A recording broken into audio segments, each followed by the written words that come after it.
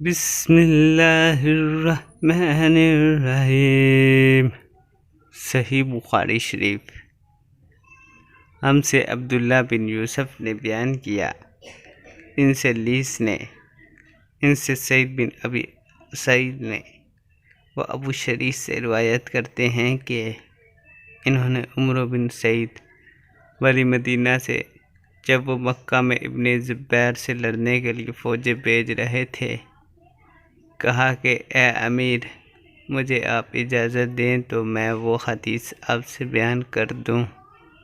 جو رسول اللہ صلی اللہ علیہ وسلم نے فتح مکہ کے دوسرے دن ارشاد فرمائی تھی۔ اس حدیث کو میرے دونوں کانوں نے سنا اور میرے دل نے اسے یاد رکھا ہے، اور جب رسول اللہ صلی اللہ علیہ وسلم یہ حدیث فرما رہے تھے تو میری آنکھیں آپ صلی اللہ علیہ وسلم کو دیکھ رہی تھیں۔ آپ صلی اللہ علیہ وسلم نے پہلے اللہ کی حمد و ثنا بیان کی، پھر فرمایا کہ مکہ کو اللہ نے حرام کیا ہے، آدمیوں نے حرام نہیں کیا، تو سن لو کہ کسی شخص کے لیے جو اللہ پر اور یوم آخرت پر ایمان رکھتا ہو جائز نہیں ہے کہ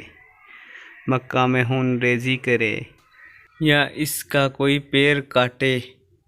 پھر اگر کوئی اللہ کے رسول کے لڑنے کی وجہ سے اس کا جواز نکالے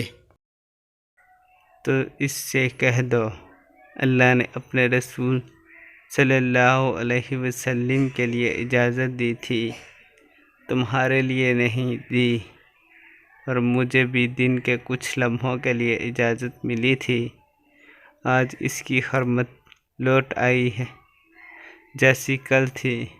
اور حاضر غائب کو یہ بات پہنچا دو۔ یہ حدیث سننے کے بعد راوی حدیث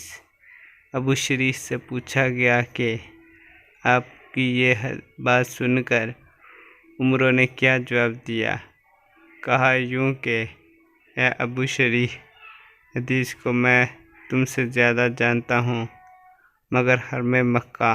کسی خطا کار یا خون کر کے فتنہ پھیلا کر بھاگ آنے والے کو پناہ نہیں دیتا۔